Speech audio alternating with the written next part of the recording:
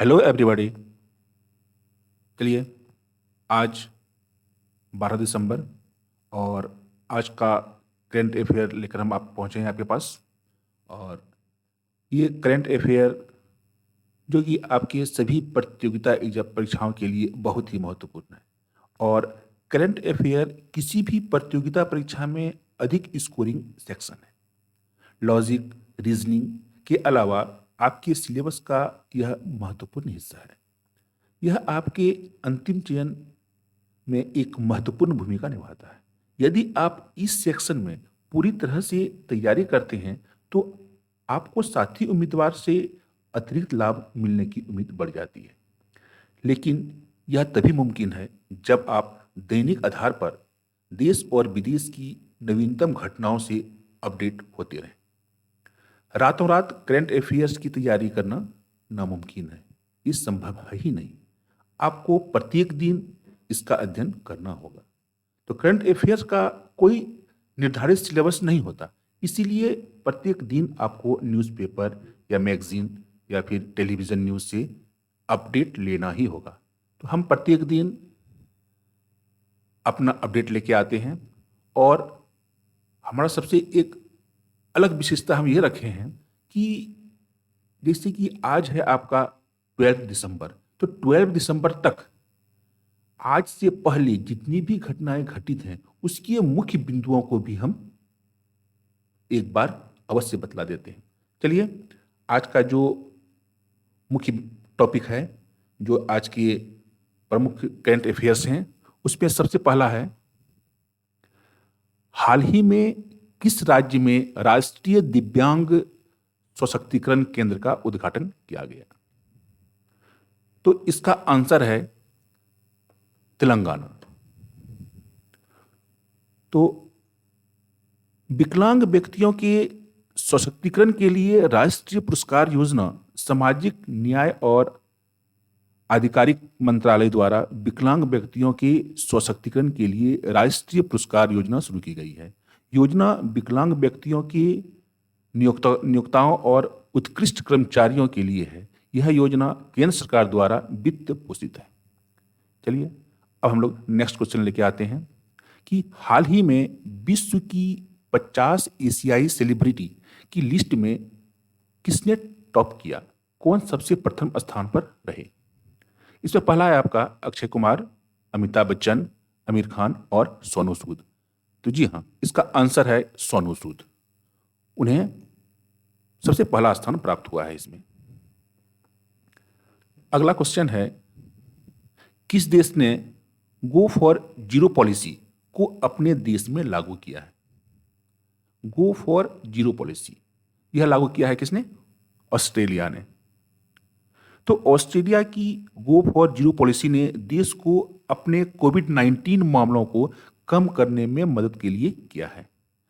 इसका मुख्य बिंदु यह है कि नीति का प्रस्ताव एक गैर लाभकारी थिंक टैंक ग्रांट इंस्टीट्यूट द्वारा किया गया है और इस नीति का उद्देश्य कोविड-19 के परीक्षण के विस्तार में वृद्धि और अनिवार्य अलगाव है। नीति के तहत सरकार ने यात्रियों द्वारा तोड़ी गई संगरोध की समस्या से निपटने के लिए एक क्यूआर कोड आधारित प्रणाली भी उन्होंने शुरू की थी और पुलिस द्वारा लोगों के स्पॉट चेक भी किए गए हैं जिन्हें अलगाव में रहने का निर्देश दिया गया था। चलिए, अब अगला महत्वपूर्ण क्वेश्चन लेते हैं। हाल ही में किसने डिजिटल अंतर को कम करने हेतु यूनिसेफ और युवा जनरेशन अनलिमिटेड के साथ रणनीति साझा की है? तो यह जो किया है, इसे किसने किया है? पीडब्ल्यूयूसी ने किया है। तो पीडब्ल्यूयूसी, प्राइस वाटरहाउस कूपर्स ने। तो पीडब्ल्यूयूसी ने डिजिटल अंतर को पाटने में मदद करने के लिए संयुक्त राष्ट्र बाल कोष और युवा जनरेशन अनलिमिटेड के साथ साझेदारी की है। इसका हम लोग और कुछ विस्तृत चर्चा कर लेते हैं इसके बारे में। तो इस पहल का लक्ष्य अगले 10 साल में देश के 30 करोड़ युवाओं के कौशल उन्नयन करना है और इसका इसका मकसद युवाओं को समाज समाज में बदलाव लाने का सबसे बड़ा पहल इन्होंने किया है। और इसका लक्ष्य विविध क्षेत्रों की साझेदारी वाले मंच, युवा के सहयोग से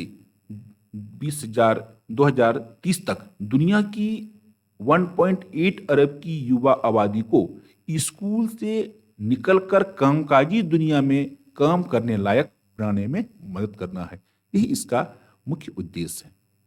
चलिए अब हम लोग अगला क्वेश्चन देखते हैं।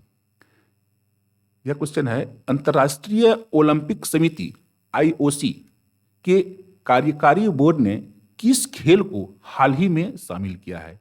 तो यह खेल ओलंपिक में शामिल किया गया है, हॉकी, बैडमिंटन, लूडो और ब्रेक डांस। तो इसका आंसर है ब्रेक डांस। जी हाँ, तो इस ब्रेक डांस को इसमें अंतर्राष्ट्रीय ओलंपिक समिति के कार्यकारिणी बोर्ड ने 2024 पेरिस ओलंपिक में पहली बार एक ओलंपिक खेल के रूप में प्रतिस्पर्धा ब्रेक डांस को आधिकारिक तौर पर मंजूरी दी है। चलिए अब हम लोग अगला क्वेश्चन देखते हैं। यह है कि सार्वजनिक वाईफाई नेटवर्क सेवा किस नाम से जानी जाएगी? तो अभी हाल ही में इसकी घोषणा की गई है और यह जो है PM वानी के नाम से जानी जाएगी। और सार्वजनिक वाईफाई नेटवर्क सेवा PM वानी के नाम से जानी जाएगी और इसे पब्लिक डेटा ऑफिस एग्रीगेटर्स द्वारा स्थापित किया जाएगा और इसे प्रधानमंत्री नरेंद्र मोदी की अध्यक्षता में केंद्रीय मंत्रिमंडल द्वारा अनुमोदित किया गया है। और इस योजना से पूरे भारत में बड़े पैमाने पर वाईफाई क्रांति आने की उम्मीद है और वाईफाई नेटवर्क के विकास को बढ़ावा देने में मदद मिलेगा। तो वाईफाई नेटवर्क के शुभारंभ के लिए 1 करोड़ से अधिक डेटा केंद्र स्थापित किए जाएंगे और वाणी अनुपालन wifi access point public data office द्वारा संचालित किया जाएगा। चलिए अब हम लोग अगला क्वेश्चन देखते हैं। यह क्वेश्चन है, उस केंद्र शासित प्रदेश का नाम बताइए जो पहला 100% जैविक कृषि क्षेत्र बन गया। तो यह आपका इसका आंसर है लक्षद्वीप। तो लक्षद्वीप समूह के केंद्र शासित प्रदेश UT को भारत के भागीदारी गारंटी प्रणाली PGS पार्टिसिपेटरी गारंटी सिस्टम के हिस्से के रूप में पहला 100% जैविक केंद्र शासित प्रदेश घोषित किया गया है। और इस योजना का उद्देश्य जैविक उत्पादकों को प्रमाणित करना है जो निर्धारित गुणवत्ता मानकों के अनुसार जैविक उत्पादों का उत्पादन सुनिश्चित करता है। और इस योजना का संचालन कृषि और किसान कल्याण मंत्रालय द्वारा किया जाएगा और प्रमाणीकरण एक दस्तावेज, बयान या लोगों के रूप में ही इसमें स्थापित होगा। चलिए अब अगला क्वेश्चन हम लोग देखते हैं। Time person of the year 2020 के विजेता कौन है? तो time person of the year 2020 की जो विजेता हैं वो हैं जो वार्डेन और कमला हैरिस। तो अमेरिका के नवनिर्वाचित राष्ट्रपति जो बाइडेन और उपराष्ट्रपति कमला हैरिस को संयुक्त रूप से 2020 का पर्सन ऑफ द ईयर मनोनीत किया गया है। मैगजीन ने कल ऑनलाइन प्रकाशित एक लेख में इसकी जानकारी दी है। आमतौर पर पर्सन ऑफ द ईयर किसी एक व्यक्ति को नामित करने की परंपरा रही है, लेकिन अतीत में एक से अधिक लोगों को भी इसके लिए मनोनीत किया गया है। तो टाइम मैगजीन ने पर्सन ऑफ द ईयर घोषित करने की शुरुआत 1927 में ही की थी। चलिए अगला क्वेश्चन लेते हैं। हाल ही में किस बैंक ने आत्मनिर्भर महिला स्वर्ण योजना शुरू की है? तो यह है bank of Baroda. Bank of Baroda ने हाल ही में अपने बड़ौदा गोल्ड लोन के तहत आत्मनिर्भर महिला योजना की शुरुआत की है। इस योजना का उद्देश्य भारत की आत्मनिर्भरता महिला को लक्षित करना है। इस योजना के तहत बैंक महिलाओं को 0.50% की रियायत पर ऋण उपलब्ध कराएगा और गोल्ड लोन स्कीम के तहत बैंक एग्री गोल्ड लोन 0.25% रियायत और रिटेल ऋण 0.50% की रियायत पर देगा। और 10वां क्वेश्चन देखते हैं आज का। यह है, वॉलमार्ट ने किस देश से वर्ष 2027 तक 10 अरब डॉलर का निर्यात करने की घोषणा की है? तो यह जो है भारत है, इसमें इसका आंसर होगा। और दिग्गज रिटेलर वॉलमार्ट ने भारत से होने वाले अपने निर्यात में अगले 7 साल में 3 गुना बढ़ोतरी करने की घोषणा की है। और वॉलमार्ट ने कहा है कि वर्ष 2027 तक कंपनी सालाना 10 अरब डॉलर के भारत में बनने वाले सामान का निर्यात करेगी और भारत को वैश्विक बाजारों के लिए मैन्युफैक्चरिंग हब के रूप में विकसित करने की सरकार की नीति के समर्थन में वॉलमार्ट ने यह घोषणा की है। और अब हम कुछ क्वेश्चन देखते हैं जो कि आज ही के दिन हमारे इतिहास में घटित हुई हैं। जैसे कि 12 दिसंबर 1911 में भारत की राजधानी कलकत्ता से दिल्ली स्थानांतरित हुई थी। फिर आज ही के दिन 1911 में जॉर्ज पंचम और मेरी भारत ने राष्ट्र के रूप में वो भारत आए थे। आज ही के दिन 1915 में चीन के राष्ट्रपति युवान सी ने राजतंत्र को पुनः बहाल कर स्वयं को चीन का सम्राट घोषित किया था।